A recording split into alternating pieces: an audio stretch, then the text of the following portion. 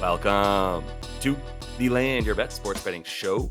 Late night here on Tuesday as we get ahead of this massive slate in the NBA. On Wednesday, there are 13 games that we're looking at here. I'm going to be bringing you 4 best bets in this video, and then I'm going to get to the rest of this slate tomorrow in the video that I bring you out each and every day at 3 p.m. on the day of games with my final best bets and predictions. I do have a few bets in here that I'm going to go through. So let's get into everything that I'm talking about for this Wednesday slate. As you can see, there's 13 games. The All-Star game is also right around the corner. I'll make mention of that here in just a minute and how that's going to affect things. You've got a ton of teams on the back-to-back here playing on Tuesday night and now also playing on Wednesday, with Boston and Brooklyn playing each other in the home-and-home situation. And you've got Detroit that played LA, did not do very well, got smacked by the Lakers, but they are at Phoenix now to get another beating, most likely after the Suns beat the Kangs here. The Suns, as you can see at the bottom there, they played the Kings, then they played Detroit. Kings played Phoenix, then they played Denver. All these teams are playing Milwaukee. Miami played Milwaukee, and now they're playing Philly as well. So a lot of stuff to keep in mind with these injury reports, as all these teams might be sitting a few guys. Some guys that might have been injured on Tuesday night are likely to come back in and play on Wednesday. And then on the front end here, you've got a few teams, 3 games that are actually going to be played on Thursday as the very final games before we get into this All-Star break.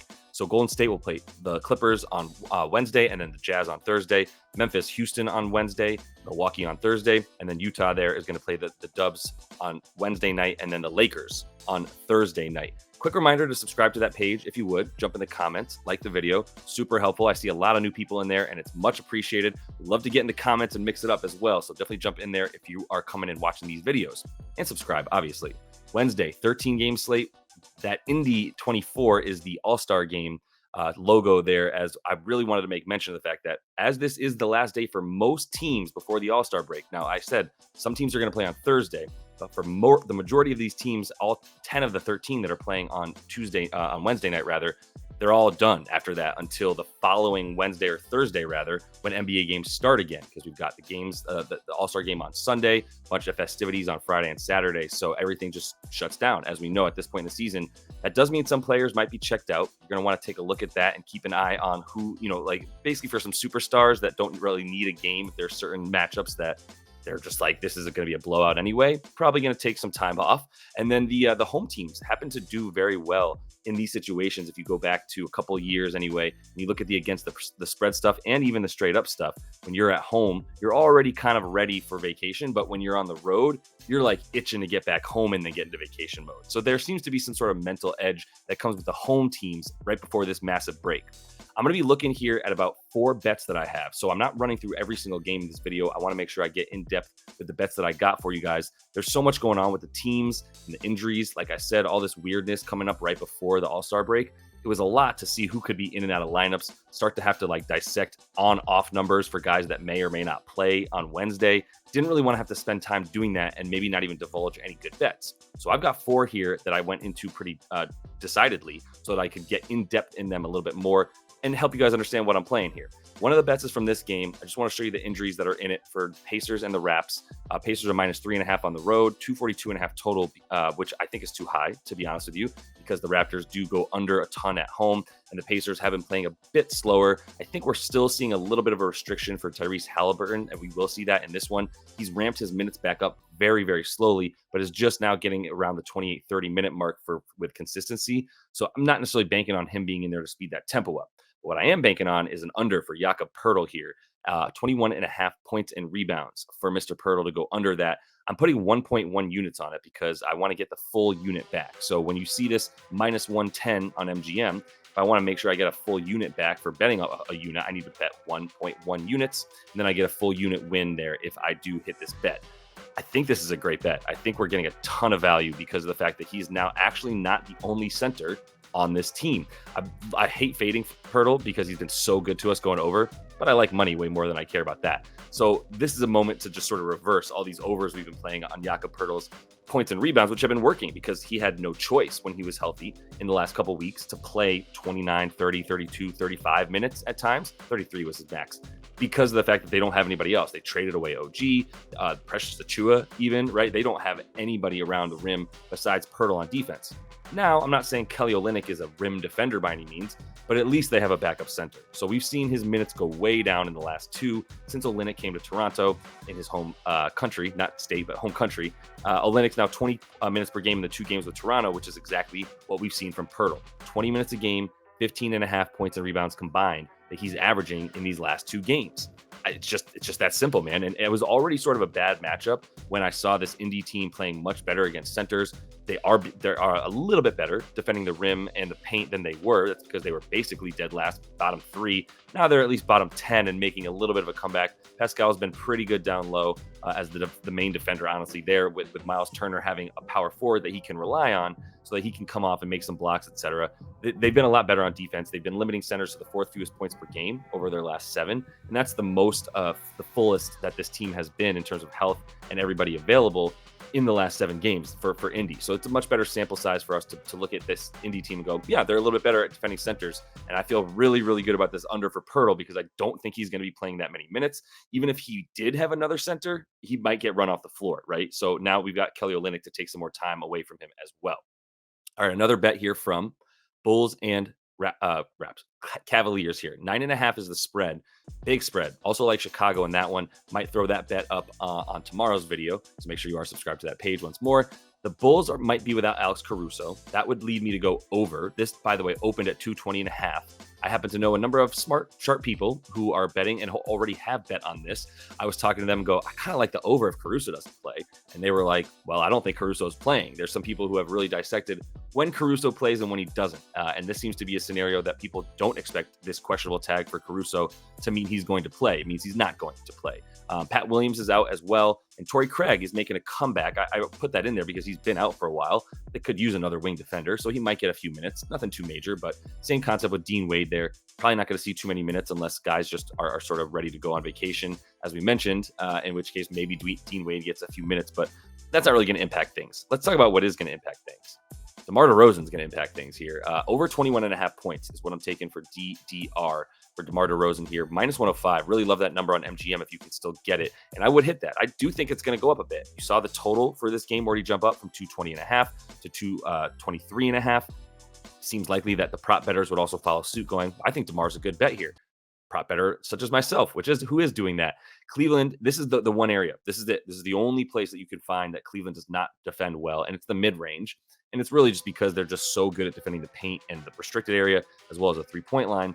There's going to be a few places on the floor that they have to give something up if they're going to run you off the three-point line like they do. And they're also going to make sure that you don't get anything down low in the paint, which they do. So that's why they are allowing the 12th most points per game to small forwards. They're also allowing the 4th most to small forwards over the last 7.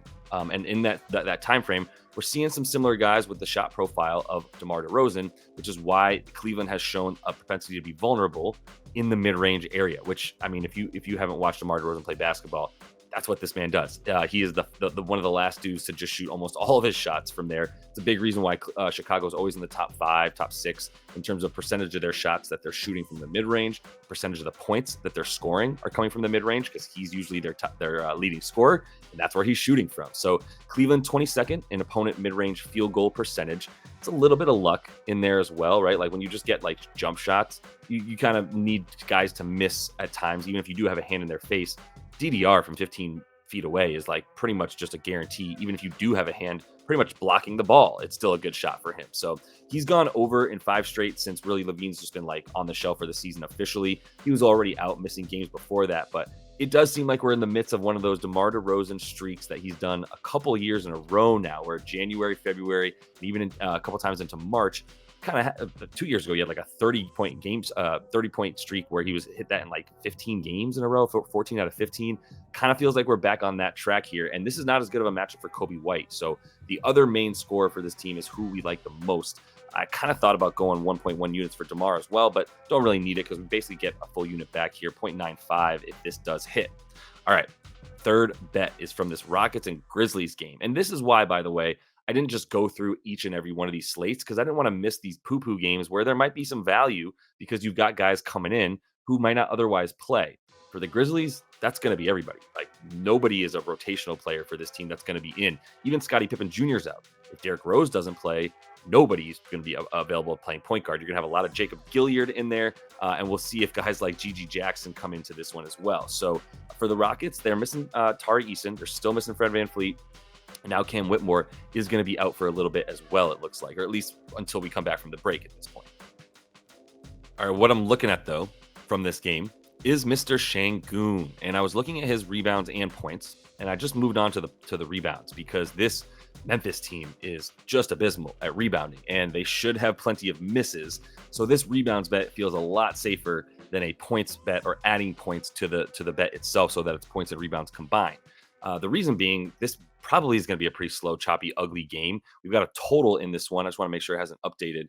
But the total was about 220, 218. Yeah, 218 and a half. It actually got bet up from 215 and a half. So the books actually had this a little bit lower than it seems like these early sharp bettors have gotten to it and pushed it up about 3 points. Still think there's going to be a ton of misses in it. Maybe there's going to be a faster pace than I realized, but it's probably going to be pretty slow. Memphis playing at home, grind city, just really slowly, especially with just nobody in there that can push the tempo because there's no real playmakers for Houston, or excuse me, for Memphis. Now we've got the only playmaker really left for Houston with Fred VanVleet out on the floor for what should be about 32 minutes in this one, maybe more if they really intend on winning it, because it might be closer than we think. It's only a 4.5 point spread, despite how bad Memphis is at this point, despite the fact that nobody's playing for them. They don't have any centers left, so I don't know who's going to guard Sengun. Not going to be anybody that can handle him. In their last 15, since this team just completely changed from what it was to what it is now, they're allowing the second most rebounds per game to centers. Think about how crazy that is. When a year ago they had Brandon Clark and Steven Adams, and nobody could get a rebound against this Memphis Grizzlies team. Like nobody. The best rebounders in the league couldn't rebound against Memphis, a la Jokic, and Embiid even had trouble against how good Steven Adams and company were. So he's gone under, has Sengun in 2 in a row, and I love that because now we get a little bit of value. This is still a bad team, but I do think if he had been, rebounding highly in the last couple games, that this would be at about 10.5. Quick side note there. If you're looking at all these like props.cash or prize picks or any of these other places that you're either using to analyze bets or actually making bets, and they give you stats that are like, look at the last 5 games, he's greened in every one of the last 5. It's like, that's not the only thing that matters here. They're only showing you that because they want you to bet the over on that player, right? When you see prize picks or DraftKings and they're like, hey, we suggest you hit this because this dude did it 5 games in a row. Great. What does that tell me about the matchup of what he's going to do today? And what's going to happen in this one is he's going up against basically the worst rebounding team in the league at this point. Bottom 3, bottom 2, however you want to label them. They're awful at rebounding. So we're going to stick to that and not worry about all these points and get all the way up to 30.5. The fact that he's gone under means the last couple games look red on these apps that I'm talking about. Like he's not capable of doing it because he hasn't done it recently. But there's really good reasons for that. The 2 games he went under, he got hurt against Toronto. Doesn't take much research to find that out, but they know that people are not doing that research. And then the other thing is he played the Knicks and he was a little bit hurt. He was questionable coming into that game. He actually somewhat heroically really helped pull that game out for them, alongside the refs who gave the Rockets a really nice call there at the end. But either way, he was in there really battling and still couldn't get his rebounds because 100% of his rebounds were contested. There were no easy rebounds for Sengun in that game. He got 3 on 17 rebound chances. So the rebound chances are still there. The opportunity for him to get offensive boards is going to be there in this game as well. Memphis has the 10th worst offensive rebound percentage in the league right now. Sengun is averaging 3+ offensive rebounds over his last 10. Before he got hurt, he had 5, 4, 4, 3 rebounds on offense. The offensive boards here where, like I said, Jaren Jackson Jr. is not rebounding. There's nobody out there that's going to really be able to get boards on the offensive end or defensive end of the floor for Sengun. So we love his over 9.5 boards there. And then the final game that I'm looking at here with a bet from this one is going to be in, I don't know, I'm not going to call it the Duty Bowl. I mean, the Hawks have been a little bit better and the Hornets have kind of been a little bit better as well. And I think they're live to not only cover here, they're live to win. When we say they're live, that means they're live as the underdog to pull out the upset and hit the money lines. I think it's very likely. The Hawks don't have a center at this point. Clint Capella's out. Onyeka Okongwu's out. I think Bruno Fernandez, I'm sure he's a household name amongst all of us, is available, but not positive. Going to be really hard to defend the paint, which you're already terrible at doing if you're the Hawks, without anybody big enough to defend the paint. So If Nick Richards wasn't terrible, I'd probably look at some of his props. We've got LaMelo Ball out. Starting center Mark Williams is still out. And Nick Smith Jr., the young shooter, is out as well at this point. Either way, we're going with Trey Mann. I don't know if you guys have been following along. Trey Mann has been awesome and a really good player that's just been buried on that Thunder bench, unfortunately.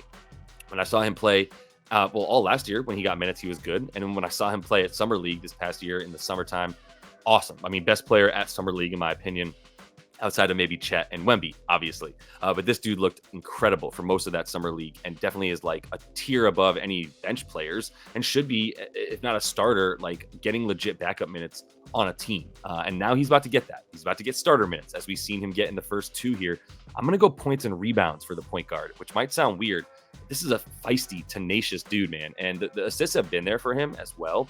But the potential assists have not. He's got 9 assists in the last game on 12 potentials. I don't like that, right? Like the average here is about 50% or so, 55% on the assists that get turned, the potential assists that turn into actual assists. And if you're hitting that at a 75% clip, you are regressing to the mean downwards at some point. Maybe it doesn't come this game. Maybe he has another 10, potential assists, 7 assist game. Still an anomaly, but maybe it happens. The rebounds for him, he's had 12 rebound chances. He had 9 rebound chances. So he's averaging 11 and a half now. And so do the math there, whatever. He's averaging 11 and a half potential rebound chances in the last 2 games since coming over to this team. Like I said, the minutes have gone up as well. And Atlanta is just awful at defending every position. Go to every position and teams against position. Atlanta's going to be in the bottom against most of them. And point guards, as of late especially, allowing the most points to them over the last 7, allowing the 4th most rebounds per game to point guards over the last 7 as well. And really, they're allowing the 7th most rebounds per game overall to their opponent. They have no rim protection at this point. And so I'm really just everybody for Charlotte should just be going right to the rim on offense and on the offensive boards as well. And I think Trey Mann, whether he decides to dime once he gets close to the rim, there's no reason to, right? Like anybody that comes off of him isn't even going to be a threat to really even block him, to be honest with you. And Jalen Johnson would be the dude, I guess, who is the tallest one left. Maybe you see DeAndre Hunter in there. There's just no rim protection. Trey Mann has been awesome going to the rim since he got to the Hornets as well. 5 field goal attempts per game in those first 2 inside 5 feet. So he's a point guard who's super athletic and getting to the bucket. All right, that is all the time I have in this one. Quick reminder again, going to have another video with these bets, but more bets, right? I'm going to probably put together another 4. I'd like to get 8 together here so I can get about 8 units out there and make a little money back that we lost 3 units on Tuesday night. I'll go through that as well as I do each and every day on the video that comes out at 3 p.m. on the slate day right before games start. Roughly gives you, 3-4 hours, about 4 or 5 hours really to look at these videos before the games come out. But loved getting you these early bets here, including Jakob Poeltl under 21.5 points of rebounds for our boy. We got DeMar DeRozan over 21.5. That is probably going to go up to 22.5. So hopefully you get it early. If not, I would take it at 22.5, to be honest with you. But the 21.5 number, love it. Trey Mann over 16.5 points in rebounds for the smaller point guard. Very good and athletic, though. And Alpi Şengün, just going to take him on the boards to out-rebound the maybe worst rebounding team in the league in the Memphis Grizzlies. So we've got 4.1 units to win 3.7. Like I said, I plan on getting 4 more bad boys out there tomorrow to get that up. All right. That is all the time I have for you guys in this one. Continue to follow along. If you would, subscribe to that page. Got UEFA Champions League videos up for you that Oaks is bringing, doing a killer job. Also got college hoops video that Oaks is bringing you guys. My man is grinding hard on these other 2 sports, and the UEFA Champions League man has been awesome. He won us 2 units today. I'm telling everything he does in soccer. The man is a whiz when it comes to the pitch. So appreciate everybody. Continue to subscribe to that page. And until I see you next, happy betting.